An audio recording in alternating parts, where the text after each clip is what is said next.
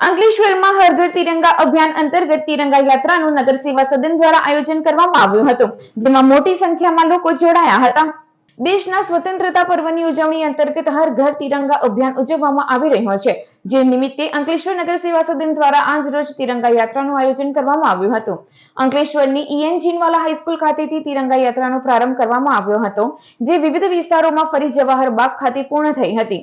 આ યાત્રામાં નગરપાલિકાના પ્રમુખ લલિતાબેન રાજપુરોહિત, કારોબારી અધ્યક્ષ નિલેશ પટેલ, ઉપપ્રમુખ ભાવેશ કાયસ, શિક્ષણ સમિતિના ચેરમેન વિરલબેન મકવાણા સહિતના આગેવાનો, વિવિધ શાળાના બાળકો તેમજ નગરજનો મોટી સંખ્યામાં જોડાયા હતા।